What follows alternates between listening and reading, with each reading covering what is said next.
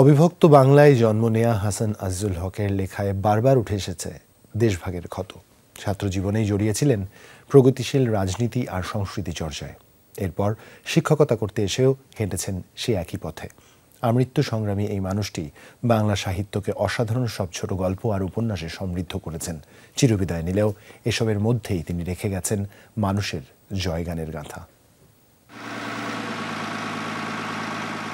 কাটোয়ার নিগন আর মার্টিন লাইনের সেই পুরনো আমলের ট্রেন। অবিভক্ত বাংলার নিজের জন্মস্থানের এসব বিবরণ কতভাবেই না নিজের লেখায় তুলে এনেছেন তিনি। এই নিগন স্টেশন থেকেই একসময় পায়ে হেঁটে যেতে হতো জবগ্রামে।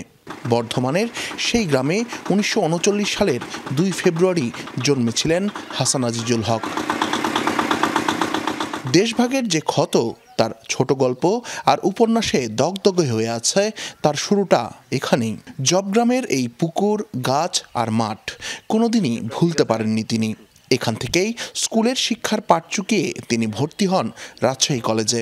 ছাত্র অবস্থাতেই জড়িয়ে পড়েন প্রগতিশীল রাজনীতি ও সাংস্কৃতিক চর্চায়।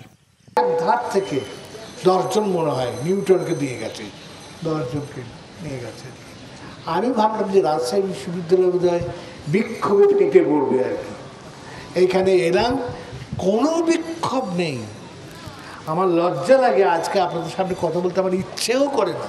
রাজশাহী বিশ্ববিদ্যালয় থেকে মাস্টার শেষ করে কিছুদিন বিভিন্ন কলেজে পড়িয়ে দর্শন শাস্ত্রের শিক্ষক হিসেবে যোগ দেন তার নিজের বিশ্ববিদ্যালয়েই। 60-এর দশকে ছোট গল্প দিয়ে লেখালেখির শুরু। কয়েক দশকের মধ্যেই হয়ে ওঠেন বাংলা কথা সাহিত্যের অন্যতম প্রধান লেখক। কথা সাহিত্যে অসামান্য অবদানের জন্য ২১শে পদক ও স্বাধীনতা পুরস্কার সহ দেশে বিদেশে অসংখ্য স্বীকৃতি রয়েছে তার। জীবনের শেষ ভাগে এসে লিখতে শুরু করেন উপন্যাস। আগুন পাখি আর সাবিত্রী উপাখ্যানের মতো রচনা দিয়ে বাংলা উপন্যাসেও তিনি যোগ করেন এক ভিন্ন মাত্রা।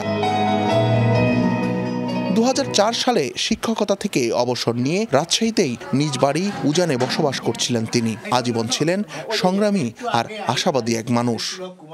আশাহত হয়ে পৃথিবীতে বেঁচে থাকা যায় না, কাজেই যতদিন বেঁচে থাকি হয় আর কি, যতদিন দেহে আছে প্রাণ ততদিন আমাদের জীবন ধারণ করতেই হবে। এবং সেটা সেই জীবনটা তুমি ভালোবাসো বা না বাসো, কিন্তু তাও তোমার সেখানে ওই জীবনের মধ্যে কখনো আনন্দ, কখনো দুঃখ, কখনো বিষাদ, এগুলো তো আসবেই। প্রকৃতির অমোঘ নিয়মে আমাদের মাঝ থেকে চিরবিদায় নিলেন হাসান আজিজুল হক, কিন্তু রেখে গেলেন মানুষের জয়গানের গাথা, এক নতুন বিনির্মাণের স্বপ্ন। শিবরিন আমান, যমুনা নিউজ, রাজশাহী।